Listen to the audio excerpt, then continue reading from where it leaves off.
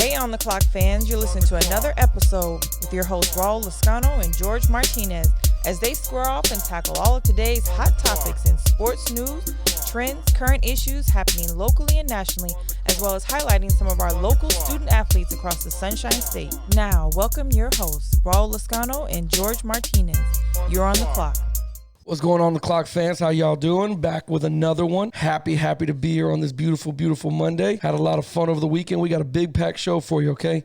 So today we're going to be talking about K-State, man. All the players boycotting and everything that's happening over there. Also, the Mississippi lawmakers vote to remove the Confederate emblem inside the state's flag. It's going to be huge. We're going to talk about it here. Also on The Clock, we have Cam Newton gets signed by the Patriots. We're going to talk about our instant reaction to that. And then also, now that people understand what the protest was actually about, does Kaepernick get signed? All right, so Raul, how was the weekend? How was the time with the family? Yeah, man, it was pretty good. I've been on this workout kick. I told you on the last podcast, I almost freaking died with the weights. So I've been trying to, better my body. I've been trying to get in shape. And Sunday morning, I decided to get up. Say, I'm gonna get up early. I'm gonna tackle the week. Okay. Because I'm just gonna work out in my garage. It's gonna be great. All right. So I got a couple weights. I got a couple things in there. I got a bench press. I got a bar. I got all this stuff. Today I was like, you know what? I want to work on upper body. I want to work on shoulders, and I'm gonna do a lot of core exercises. All right. Right now, if you can't tell, it's hard to speak to you because my stomach is on fire. Okay. Oh, boy. You listen. Do you know what an ab roller is? No, I don't. Okay, so the roller, it's old school. I used to love doing these.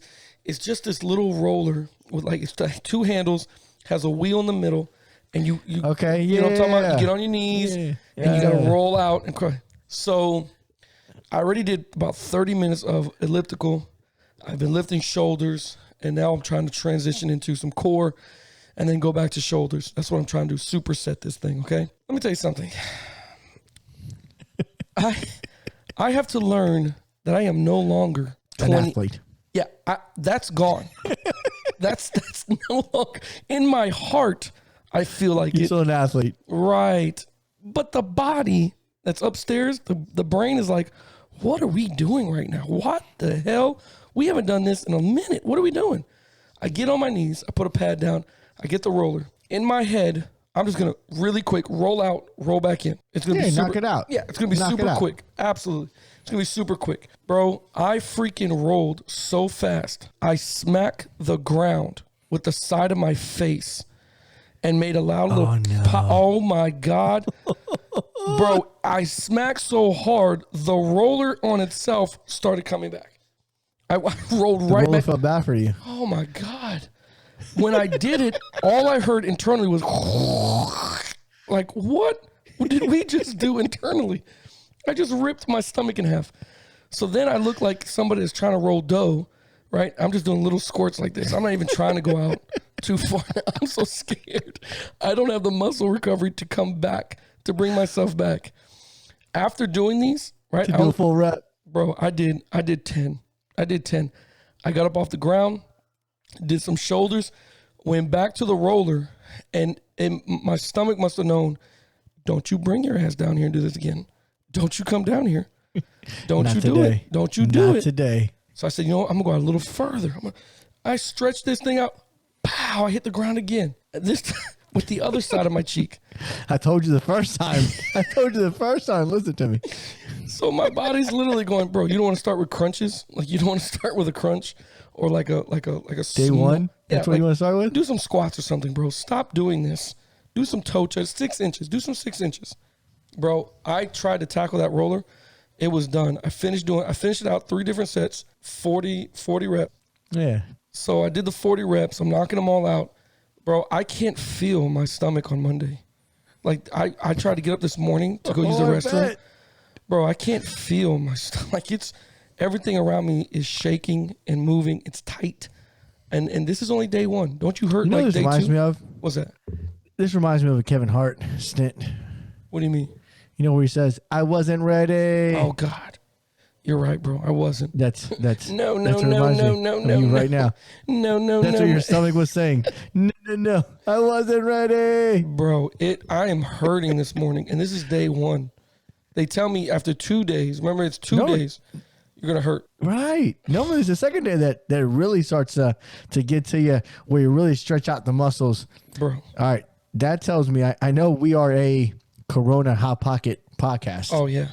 We got to lay off the Coronas now. And we got to go find a fitness guru. That's what we got to go do. We got to go find a fitness guru to try to give us some pointers. Find one out there. Bro, this hurts. This sucks. I can't feel, bro. I bet. Listen to me. I've never been afraid of taking using a restroom. I'm afraid to sit on that toilet. I don't think I'm going to get up. You may not get up. I'm going to get up. My stomach hurts that bad. I don't think I'm going to get up, bro. You know what, though? Here's a question. Do any of your kids know you did this? I'm embarrassed, bro. I am embarrassed. If I tell my sons who I make them run sprints, we do drills. I make them do push-ups. I make them do pull-ups. If I go tell my sons, I smack the garage joke floor. On you. Oh, yeah. Dad lose all credibility.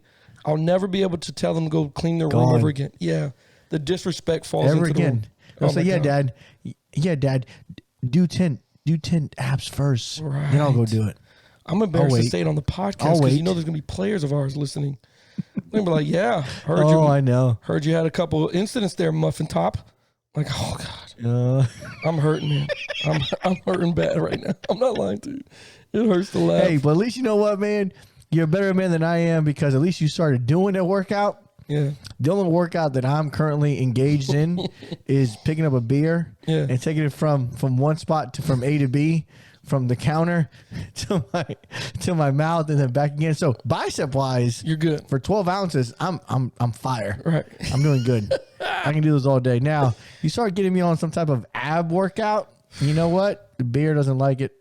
Bro, listen, I'm being serious. When I did that roller, the whole body started to shake. Like I thought I was going to have a seizure. I said to myself, oh my God, what did I just do? And I'm talking about the roller. You're supposed to go straight. It's a shock. Bro. It's a body shock. But you're supposed to go straight out. It's literally 3 feet. I'm swerving around the road like I'm drunk. I can't move the roller good enough. I'm shaking so hard. Bro, it's the ridiculous thing, man. So real quick, I'm going to put it out there for everybody listening to the show. If you are a trainer of any type, of any sort, Raul needs your help. I need your help. Shit, we need your help because he started. Please. I don't want to do it. We can both use the encouragement. Right. So if you want to come on the show and talk about workouts and what to do and how to get your body right, let us know. Send us an email on theclock20gmail.com. Hit us up on IG, Facebook, Twitter, On The Clock Radio. Let us know. Yes. If you want to join the show, give us a little workout for get the body right. We'll put you out there. We'll let the people know what's going on and how they can get their body right. We also got a big show, man, a big announcement, special guest. We have Iowa's very own Dane Belton joining the show. I can't wait for Dane Belton to join it, man. This is going to be great. I can't wait. I'm pumped. I'm excited. Yeah, great kid. Have you seen him play? I coached against him. Yeah, I remember you telling me. I've watched him now in Iowa. He's a freaking monster, man. Oh, he's an animal, man. No, it was great, man. We just came off of the JP show for FaneStreetSports.com. Yeah, did man. A little panel round table. It was a lot of fun seeing some of the other guys and to some see of the faces with around. the voices. It was a good time. Yeah, to put faces with it, man. It was pretty good, man. I like that James guy, man. At Set the Sales, he's pretty funny, and I got a lot in common with Mr. Ryan at Casuals MMA. You guys can listen to every single one of these podcasts, by the way. It's on FanStreamSports.com. You got Ballistics, you got Set the Sales, you got Casuals MMA, you got Locked On Race, and of course we got El Bushman over there on Sports Caffeine with his crew. It was a hell of a time, man. I love talking with those guys. It was a lot of fun. So one thing that came up during conversation, and I want to bring it to our fans here as well. Mm-hmm. Recently, we had Cam Newton get signed by the New England Patriots. Oh yeah, I know for you, Raul. I know for you, Raul, being a Miami fan, you'd be disappointed to see this happen. That's why I said Bill did it again. This SOB, man. Now I got, and again, I know Statham is their guy. Statham is going to be the starting quarterback. But man, I think Cam Newton beats him out. No way. I mean, how much you get signed for? It was 1 year, $7.5 million.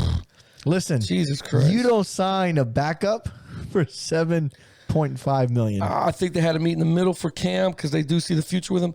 And again, I know you mentioned this yesterday on the fanstreamsports.com, was that maybe they saw something with Stanham. They're like, oh, we can't use this package with him. Maybe we can't reach a deal here. It's something they can't. A lot of people believe on Ballistics, they believe that they're going to be a package for Cam Newton. I think Cam Newton takes over as soon as Stanham starts screwing up. Week 2, week 3, week 4, they pull the trigger and put Cam Newton in there. I just feel bad. There's nothing in New England for Cam Newton. There's like nobody around him. There's not, but that's a little bit what he's used to. But before he had CMC, before he had Greg Olsen, it was just a Cam Newton show. And he was doing everything there. So it's not a situation he's not uncomfortable with. I think Bill Belichick. He finds a way to utilize Cam Newton and use his strength to build an offense around him. I think he does well. I think they repeat as division champs. Oh, really? I think they repeat. Really, there's a lot of chemistry's got to get handled. I mean, Buffalo's out of my division looks the strongest right now, especially with the addition of the Minnesota guy, man. Stephon Diggs. That's right. Stephon's joining Buffalo. Man, now I got to worry about them. I just get Tua. Buffalo. Yeah, no, but I get Tua. It's Buffalo. And now Buffalo I have this going on. Is known, just like Florida State, for kicking field goals wide left and wide right. That's the only thing Buffalo's known for besides Jim Kelly. I'm telling you right now, they look tough. That defense was tough. Those Buffalo Bills can't be slept on in my division. Now, across the NFL, yeah, it's probably just Buffalo or whatever the case may be. But in my division, New England reigned champ. They knew when they faced the Miami Dolphins, they're going to maybe beat us one time out of the season. But everybody else, they knew they could kill. They could destroy the Jets. They could destroy Buffalo, but it's not going to be like that now. The other part to this, I'm happy Cam Newton gets signed. I really am. 7.5. He is it's not like he's past his prime either. He's a good quarterback. I am still looking for a team to try to take Kaepernick. I still would like to see that happen, bro. What do you think? What teams are out there that would like to shop around to get him? Me, for one, I know we went around the table here with our fanstreamsports.com other podcasts. Kaepernick gets signed. Yeah. I think he gets signed soon. I do too. I'm going to say before the season starts, before preseason starts, Kaepernick is on the team. So who's the team? That's the question. Now you start looking around the league, who needs a backup? Because you got to think about it, right? Kaepernick, so there's 32 teams. So that means there's 64 total quarterbacks. Let's add that. Let's make it 70 quarterbacks because some teams carry 3. Not all, but just for some teams that carry 3. Kaepernick is better. He's in the top 70 of quarterbacks. He's not better than Cam, but yeah, he's no, he's not better. He's not better than Cam, but he's definitely better than quarterback 69. Oh, he's better than Brian Hoyer. He's better than that's in New England. So yeah, I agree. So I'm gonna take this. I'm gonna take one of the things you talked about recently in the conversation we were having. I'd like to see him go to the Browns. Bro, the Browns are set up, man. It's a good setup. Baker's going to mess it up. I want to give Baker his due justice. I've been calling him a bust. You have called him a bust. And I'm trying to give him another year or maybe 2 to really come around. Because, again, I don't know who the quarterback coach is. I don't see much development with Baker. But I can see another quarterback with some experience getting the ball out to Odell, Landry, the tight end that they have a decent running game. The defense is not horrible. Running back. Chubb. It's not a horrible situation to be in. It's really not. It's not. So I'm surprised Cam doesn't go there because, and again, Cam probably got the green light, New England, right? Saying, yeah, you're going to be the starter. But at Kaepernick, if I'm them, I'm trying. If I'm Cam, I'm for sure going to the Patriots. Oh, of course. Before I go to the Browns. Oh, of course. Paper bag over division champs. I take that any day. But for Kaepernick coming back into the league, I think you look at a situation where you can get on the field and kind of prove your worth. I think you sign a 1-year deal, a prove it kind of deal. You take over, you do something, you get into free agency. Now you can demand a contract. Now you can demand a starting gig. That's the road I think he takes. The Browns, I think, are a good situation for him. What do you think? What are some teams you think he may be a good fit for? Well, I know the two teams that have been talking the most about trying to get Kaepernick was San Diego Chargers or LA Chargers, whatever they're called now, LA Chargers, and then also the Seahawks, man. Those are the two that have only been talking about trying to get him. And I know after speaking with Ballistics, Jack over at Ballistics, he was saying that those are the 2 major spots that have been really advocating about social injustice, and they're making a push to go Kaepernick. Like you mentioned, I hope it's not for a PR. I hope that it goes based off he can actually contribute to the team and help. That's what I'm hoping for. But again, it's only rumors, so we have to see what unfolds in the next month. Yeah, so for me, I think the Chargers. It's either the Browns or Chargers. Chargers are in a great situation. Philly Rivers just left. They don't really have a guy Right. They're looking. at quarterback. It'd be a good plug-in. A couple weeks learns the playbook. He's got a good receiving core. He's got a good defense, and Darwin James leading the defensive side of the ball. I think that's an option for him. Seattle, and again, I like Pete Carroll. I like what Seattle's about. I just don't think if Cam is trying to get on a team to play, you don't sign with Seattle. In Seattle, you become just a backup. You're never going to play unless Russell Wilson gets hurt. You talking about Kaepernick? Yeah. I think it's perfect for him. Right now, he's got to get his feet wet. He's 4 years out, though. He's got to get his feet wet. He's never going to play. So how are teams going to see film on him? Because that's what it's about. In order for him to get that contract to go somewhere else, he's got to play. Yeah, think about the situation where he goes. Same way with Vic, though. When Vic came back, the Eagles signed him, and they already had McNabb and everybody. But it's because he got McNabb and them got hurt though. So then Vic got his starting job. Then Vic went on to play for, I believe it was the Steelers. Roethlisberger was there, but he still got in the game. So I don't know, man. I want to see. And I think with that situation, Vic became a package dude that later took over. Right. I don't know that Kaepernick is a package guy. I know we're talking about fantasy and sports. We're talking about potentially Cam Newton being a package guy in New England. I don't think he's that. I think he comes in, takes over the job, and he's a starting quarterback. Kaepernick is more he's a drop back passer. He's not really an RPO kind of guy. He likes to sling it. I don't know, man. Kaepernick started the whole Lamar Jackson type quarterbacks. Now there's been mobile quarterbacks and all type, but that read option RPO stuff came to light little bit by little bit for Kaepernick. He really revolutionized that. But the RPO really got expanded with Carson Wentz and also with Nick Foles in Philly with Peterson showing the way. But I don't know. I think Kaepernick fits the system. I think you can package him on certain things. I think you can. Read options, he keeps it a couple times. Just like, what's his name in the Saints? Remember Hill over the Saints? Tyson Hill? Yeah. Tyson Hill? Yeah. You can do some stuff like that, man. And I can see that potentially happen. Again, if we see the Kaepernick in the league, I think it's a good thing. Oh, yeah. I think we all agree with that. That's the right thing to do. Absolutely. I just hope it's not for the wrong reason. Yeah. I hope that's not for the PR move and all that other extracurricular stuff that's going on. I followed Joshua Youngblood. He was on the show. Yeah. And we recently saw his statement around and what they're choosing to do and protest with the president of the student union. I know you've been following that closely there, Raul. So break that down for us. What's going on exactly there, and what's the protest about? Well, so there's an individual on the campus. He's, I guess, a student leader for Kansas State at the university there. And he's been making some, I don't know, like outrageous tweets. Idiotic, unnecessary during the time was going on. And he's just keeps on going. And he's enraging like the entire university to the point where they're asking for him to be removed from the school or be held accountable for it. So much, in fact, that Kansas State football team is now boycotting the season. They are now sitting there saying they are not going to play, and they're asking for him to be held accountable for what he's been putting on Twitter. And again, it's nothing like it's kind of like, oh, maybe you could. No, it's definitely outrageous. I don't even want to give him, breath of air and people go search his name. Just know if you're following Kansas State, that's what they're boycotting for.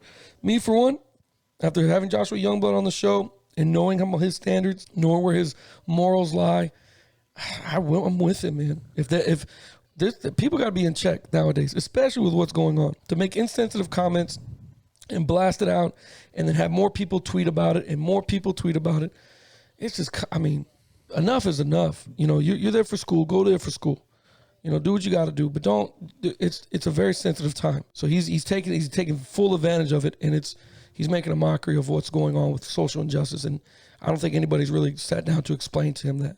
You know what I mean? Because there's no college going on. He's at home somewhere doing these tweets. When he goes back to university, he's got to deal with all those kids.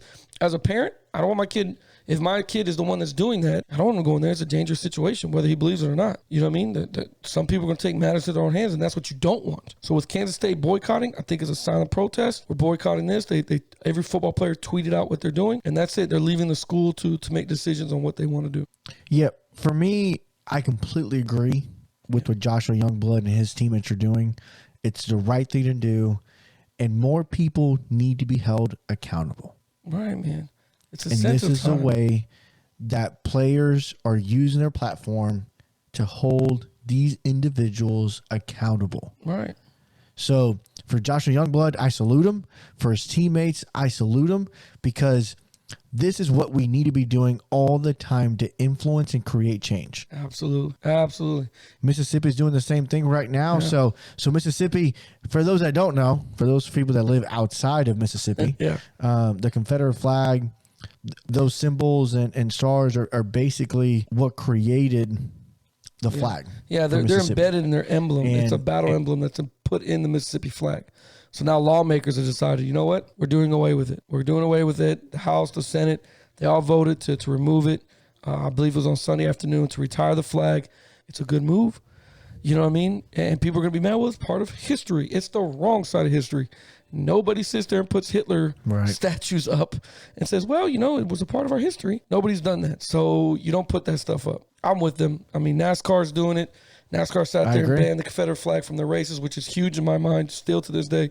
Blows me away. It's about time. It blows me away, man. So when this is happening, there's going to be more of this going on. There's going to be more, as we see the year go out, there's going to be more of these things happening. So just get ready for it. You know what I mean? Yeah, and the one thing I'll say about this, because we do not have sports right now, these other things are getting our undivided attention, and it's creating more change. The one thing that I am glad about, I know, and this may be an unpopular opinion, everybody wants sports to come back. Everybody wants sports to be on TV.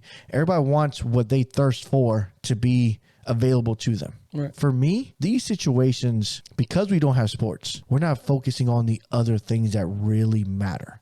Right. To me, if baseball is being played, if basketball is being played, if all the major sports are being played, how big of a stand is Kansas State's stand? How big of a stand is the Mississippi stand with the flag and what's going on? How much do we really read about it now? Because, again, we read about it now because that's the only thing that's going on.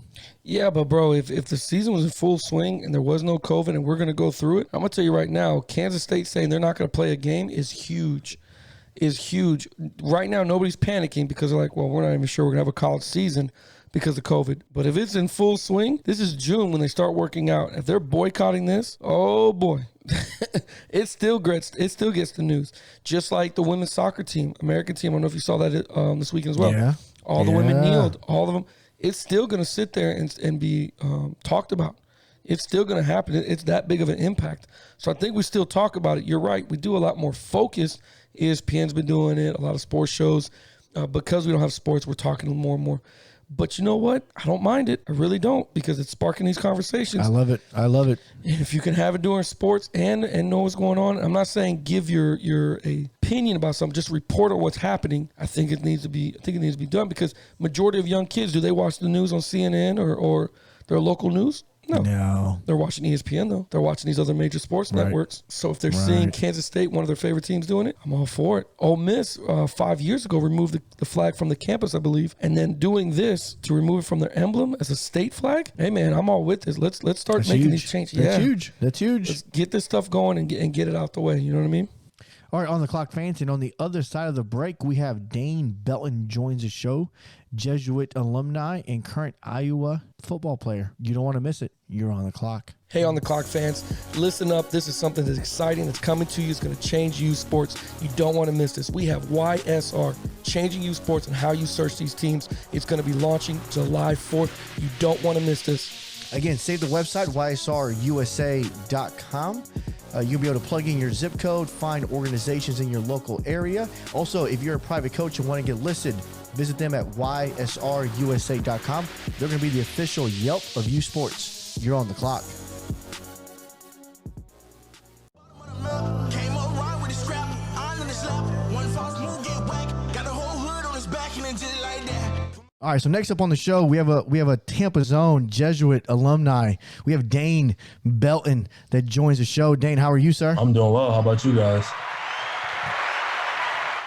Good, man. We appreciate you jumping doing on. Real good, man. I know. You and I were talking before. Pregame here. You're in Iowa, but you're back in Iowa now. Yes, sir. Getting ready for some voluntary workouts. How has that been? I've been staying safe. How's the family? How's that all going? It's been good getting back up here. Missing out on spring. You just wanted to get back to workouts with your teammates. So it was definitely good getting back up here. And my family's doing well. They're back home in Tampa. and I keep in contact with them. So, I mean, everything's been good. Good, That's man. what's up, man. And as you think about, your first year, already is gone by, which is crazy. I was telling you, but before we got started, the last memory I have was you kicking my butt in the regional semifinal game a couple years ago, and now freshman year is over. What'd you enjoy about it? What'd you learn about the experience? How was it? And just so you know, Dane, he's not bitter about it either. He's he has some time to get over it. He's good now. I got you. I mean, experience is everything. I mean, first getting to college, you're like that little kid that's just like big eyes looking at everything like, man, I'm finally here. And you get to work out, you realize like it's a level up, and you got to get ready for that. So, I mean, experience is like, it's like a journey. I mean, you start off low, you gotta learn things along the path, and study, just see things and grasp concepts and just get better. So, I mean, it was definitely a great first year for me, I think. That's awesome, man. I can't even imagine being in your shoes, man. The one of the questions I have, I know it's not part of the script, but I got to ask you, though, okay? When you're coming out of the tunnel, though, and you're hearing all those people, man, it's like the listeners can't see your face. I can see your face, man. I already see you smiling and getting pumped already. Can you describe that feeling to me? I know it probably take 10 seconds to say something, but 60,000 people, you're playing for Iowa, man. How's that feel, man? And that feeling is unparalleled. I mean, knowing that how tight the fan base is in Iowa. I mean, like they tell us we're the pro team there. They don't have a pro football team, so we are that. That's true. So just like coming out of that tunnel as a swarm, as a team, it's just like you hear people yelling. They got the songs playing. I mean, it just gets you pumped. Like, I mean, this is what college football is. This is what I came to play. I mean, it's just a great feeling. That's what I'm talking Yeah, about. what's up, man? Yeah, because you guys are it in Iowa. That's it. Yeah. I mean, the city shuts down on a Saturday, and what to do is to go to Iowa game. That's what's up, man. Let me ask you something, and again, this is off the script a little bit, but is there anything else to do in Iowa than just watch football games? Like, I don't want Iowa fans to be mad at me. I don't want you to be upset, but I'm just like, what? I mean, other than football, I mean, what else we got going on? I get that question a lot. I mean, Okay, good. Yeah, you're not the first, but Okay, I cool. mean, there's some lakes to go to. There's definitely places to go. A lot of restaurants to eat at. I mean, there's some good hangouts to hang out with your friends and stuff. So it's not just like the people think cornfields. I mean, there's a little bit of stuff to do for sure.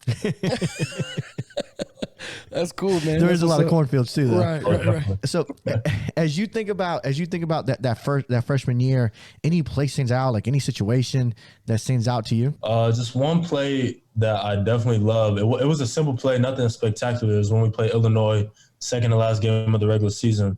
It was just a simple play. They had 2 wide with the running back to my side, and they were running like a little like curl with 2, and I was playing at the cash nickel, so I had to hold off 2 until someone else comes into my area, and that running back would come out the backfield, so they wanted to occupy me to get him out in space. But like going through practice, we made it an effort to for me to hold off on that curl as long as I can for the mic to work over to him so I could go to the running back. And the play came, and it's a great feeling when the preparation meets the game and you know exactly what's about to happen and you make the play. I mean, broke up the pass and I mean with the hit, and it was just a great feeling to know that we worked on that specific play and I made it happen. And that was one of the plays that stood out for me for this past season.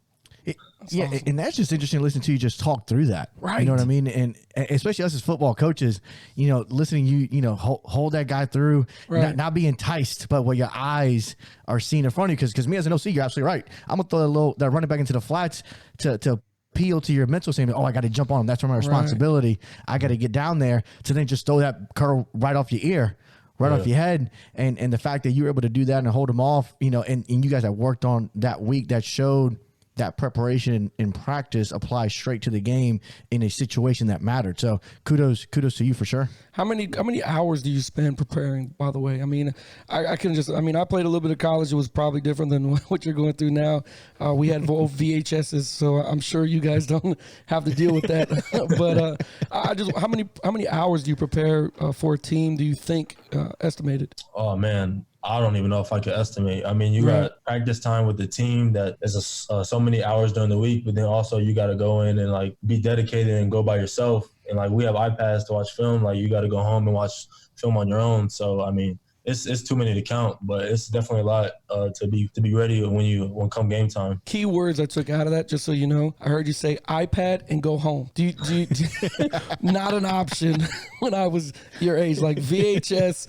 in a dark, crummy little room with a screen down and some old coach with a cigar in his mouth. We got to block him. So that's awesome. So, Right. walk us through a day. Walk us through a typical day. You know, no COVID-19, normal environment. Right. You're in season. What does a normal day look for you from beginning in the morning to end of night when you go to sleep? All right, so say we're on a Monday coming in. We had practice on Sunday. Was like watch film and run out a little bit to get the lactic acid loose. But so coming on Monday, we got weigh-ins at like 5:50 a.m. We start a lift at 6. After lift, we got special teams meeting, position meetings, and then after position meetings at around like 9:30, we got practice for about hour 45, 2 hours. So we get done around 11:30. Then we got breakfast together. And then after that, we got classes until at most 5. So at 5:05, we back to the facility and we have a team meeting and more position meetings to watch the tape from practice and just to get more scout on the team. And then we'll get out done by like 6:30. Then you got dinner and you might have like a tutor after that. If not, you go home and the day's done. But it's definitely a packed day, especially in the morning. Lord Jesus. If I told my high school kids, hey, we have to report here at 7 a.m. and we're not leaving till 7 p.m., the bad letters and text messages I would get from my parents would be freaking through the roof.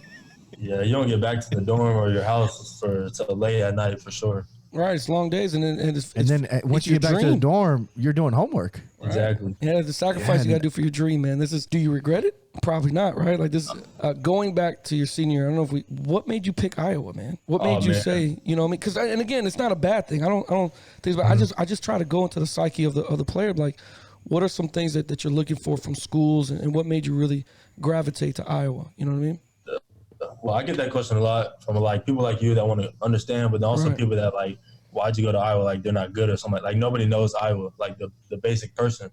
But I mean, there was a lot of factors that came into me choosing Iowa. I mean, one was like coaching stability. I mean, the head coach and my position coach, who's also the defensive coordinator, they just coached the 21st year at Iowa. And just knowing that they're going to be there, and like Coach Parker, he's a big mentor. He told me, like, I don't want to be a head coach. I love where I'm at. I mean, I love developing kids at the defensive back position. And that was huge. And like one of the other biggest factors was early playing time, and knowing that their like mentorship and like their coaching can help me get to the next level, because that's ultimately what I want to do. I want to play in the NFL. Coach Parker's like resume and building defensive backs, like he would take 2-star defensive backs and make them into NFL players. I mean, and knowing that if he could take them and make them to NFL player, I know he could take me and add tools to my toolbox and to get into the league. And that's what it's about, man. I mean, I don't mean just, but that's what it's about. A lot of kids try to go off of wins, you know what I mean? And they're not looking at the bigger picture. You know, can this person prepare me for the next level? Can they get me right? You know what I mean? A lot of kids are like, oh, yeah, I want to go here because they have, 600 wins a year.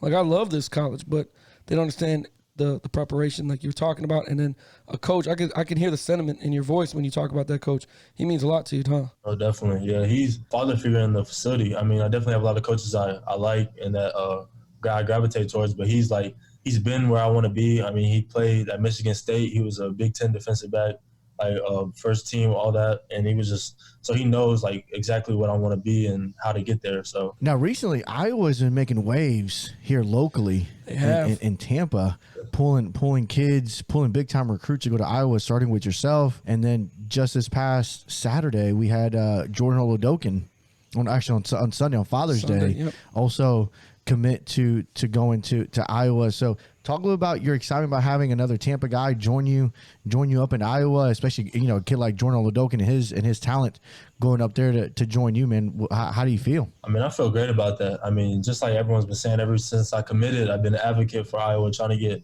talent from my area to join me, because I know the talent level in Florida and especially in Tampa is really up there. So if we can get players like that into our program, I think it would be tremendous for our success. And also, like Jordan, like he's a great player. I know his work ethic. I mean, he's a great defensive back, great ball skills. I mean, a player like that with his talent would serve well in our scheme. So, I mean, just knowing that, like I talked to him along the process and giving him information, and he understands like the way they develop, and getting him part of the team is just great. And I can't wait for him to get up here. Would it be safe to say that Dane, that you're the pipeline from Florida? Would it be? I'm just kidding. I'm kidding. It's Iowa's pipeline from Florida to Iowa. Like that'd be probably the main thing to say, huh? Yeah, I think I am. I mean, Coach Thompson said he had like 3 other players from when he coached at like Armwood and stuff go to Iowa, but I mean that was in the past. I think I'm starting that, but hopefully I can keep that going. Yeah, the trend, right? Because you're 3 for 3 right now of big names around here in Tampa right now. So a couple more, they're going to start investigating you, but Dane, so just slow down, right? You got to spread this love out. Yeah, and when we were talking to Jordan on our last podcast, he mentioned a lot about your relationship with him, right, and how he looked up to you a lot, and like he looked at you in that mentor type of capacity, and that you guys have talked about Iowa, what it means to be a Hawkeye and to be in that program, and ultimately, like you mentioned, about getting to that next level, because that's one thing that Jordan's very focused on also, and you're very focused on. So it's great to see that Iowa's preparing these young men for that next level. I'm pretty pumped to see you guys ball out this year. What game are you looking forward to this year? Like what's that game that you got that circle on there that you're super excited about getting ready to play for? Oh man, I would say just all of them. Honestly, I mean this season is the first time I'm have a primary role. Like I played a lot last year, but I'm like that man. I'm supposed to be a leader, so I mean going into the first game it's a challenge and excitement for me. But a specific game would probably be Iowa State because it's a big rivalry. And I didn't play in that one last year. I played against our other rivals, so I mean that game early on, first test, is definitely a game I'm looking forward to. That's awesome, man. So just so you know, this is the time of the show that we like to do a little segment we have here called This and That, okay? And I know your coach is probably going to be proud to hear this. All right, so when we do This and That, your coach is probably going to find out some things about you that he didn't know about, all right? But we promise it's nothing that bad, man. It's nothing horrible, okay? I'll start off real easy, and then so my first one for you is, all right, here we go. Traditional or boneless wings? Which one do you? I gotta go traditional. Okay. But lately I've been doing boneless. You gotta be careful with boneless because you know what the football. I don't know if you ever heard this before, but as football coaches that eat boneless wings, they run the wing T. Just so you know. Just so you know, if you eat boneless wings, you probably run the wing T. Is the rumor that goes on here, okay? So it's good that you have traditional. So in here, so I know you like to work out. You're a workout guy. Do you prefer cardio or weights? Weights. Yeah. Weights all day. I'm not a big runner. I mean, I like running. I'll run sprints. Definitely a weight guy. Yeah, and for football players, man, we take care of the knees and the long. We can't take the long pounding on a track for 1.5 miles, 2 miles. Yeah. I mean, maybe on an elliptical to sweat out that quarantine fat that everybody got lately. But yeah, man, I'm with you on that one. I wouldn't want to do cardio either. My big question to you here is, okay, and this is I'm very sensitive about this. Okay, you got to understand here, Dane. You got to understand, Dane. We did a podcast a while back about who is the greatest GOAT. Okay. And I'm going to ask you here, Michael Jordan or LeBron James? Who do you have on there? Michael Jordan. Definitely. Oh, you're a great kid. You're a great kid. I'm going to need you to educate your boy, James Pask, because he was all over LeBron. Yeah, and Jordan Oladokin, he loves LeBron. And Oladokin was all over LeBron. I was like, this generation's screwed.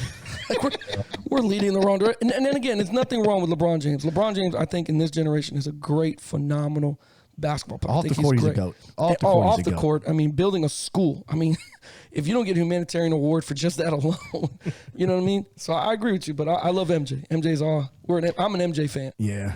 And here's the one that's been causing a lot of stir with all the kids we've been doing this or that section with. If you had to give one up, do you give up Instagram or Snapchat? Snapchat. See? Yeah, I mean, thought about it. What is about you know what?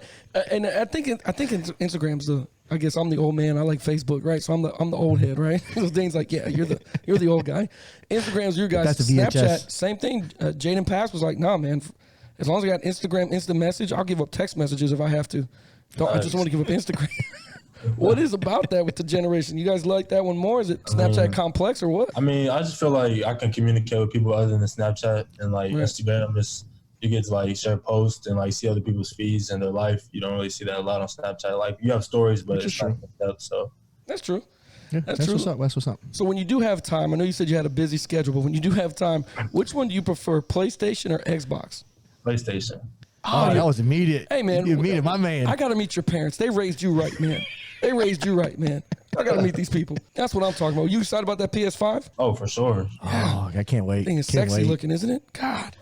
Oh yeah. Cannot wait. I'm gonna have to get 4 more jobs to get it. Bro. Yeah. I'm gonna try my best. Yeah, it's a little pricey. I'm not gonna lie to you. My kids were like, "Yeah, Dad, can I get the PS5?"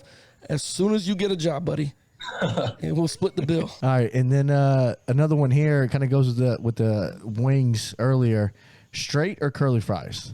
Curly. It's something about curly. It just adds like a flavor or something to it. Yeah, I don't know. Because it's made different, right? Right. It's made different. Speaking of flavor, what with your boneless wings, which by the way, your guys are gonna rag on you about that. Your other teammates, but the blue cheese or ranch, which one do you prefer? I'm actually allergic to both. So I feel like Oh no! I don't eat. You don't know what life is like. No, I'm just kidding. Straight buffalo. Oh, There you go. Nothing wrong with that. There's nothing. There's nothing wrong with that. There's nothing wrong with that. And then the last one here, and we've asked this one to everybody also, and we get some different answers to this. Any pregame superstitions you have? Like, is there anything you do exactly the same every day? This is huge. I know Raul was talking about he had a guy in college when he was playing that wore the same socks, never washed them. Didn't wash them, bro. It was the same stinky brutal socks. smell, man. It sucked, bro. This dude would grab each end of the sock and he would just smash it up and then put that on, and then he put the actual game sock over it. So he's wearing these Over two the socks. top of that. And I'm thinking to myself, bro, you are the worst person in history of football. The stench used to come from that locker, bro. I never wanted to be near him, but he'd do it every game. Crap up these little socks, man. It sucked. Oh man, to be honest, I don't have any superstitions at all. To be honest, like I got a routine, but nothing like I got to do or I play bad. You know what I mean? Just So like, what's your routine on game day? We get to the locker room. Got the headphones in. You got your stuff set up in your locker room, and you start putting the pads in the pants. You start getting stuff laid out, like your socks, your undershirt, just like into like on your locker. So you got right when you go, it's right there. You can put it on, and then first thing after that is you get your ankles taped, and then you just go from there and start putting the equipment on. And that's what's up, man. So that's this section of On the Clock, this and that, man. We appreciate you playing that game, man.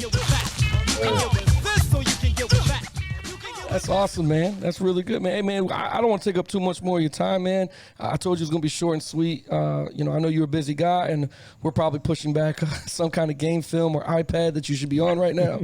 So I don't want to get anybody in trouble. But, man, listen, anytime you want to come back on, and definitely we're going to hit you up after the season, or maybe during the season you want to just wrap. If you have time, just let us know how it went, man, because me and George were huge football fans. And anybody that comes on the show, we go ahead and try to purchase their jersey, and we're going to hang it up and all kinds of stuff, man. So we're definitely going to be following you, man, all through your college career and your NFL career. You know what I mean? Yes, sir. That'd be greatly appreciated. Yeah, man. All right, man. Well, Dane, thank you for joining the show, man. I appreciate you. Well, another great show. I love it, man. So honored and pleased, man, to have Dane Belton on here, man. I can't tell you how huge that is. To speak to that young man, listening to him talk about defenses just lets me know that I really, really have to be worried about Jesuit players. And let me tell you something. It's a testament to those coaches over there at Iowa. They got a great guy. I love watching him, man. And thank you so much for being a part of the show. Yeah, it was exciting to have him on and get his take about what's going on in Iowa, what's going on with life, and just his upbringing and everything else was really interesting to hear. If you're interested in today's podcast, go ahead and find us on all the major podcasting sites, iTunes, Spotify, iHeartRadio, YouTube, by simply searching On the Clock Radio. You can also find us on IG and Twitter by simply searching On the Clock Radio. You can send us an email at ontheclock20@gmail.com. Until next time, you're on the clock.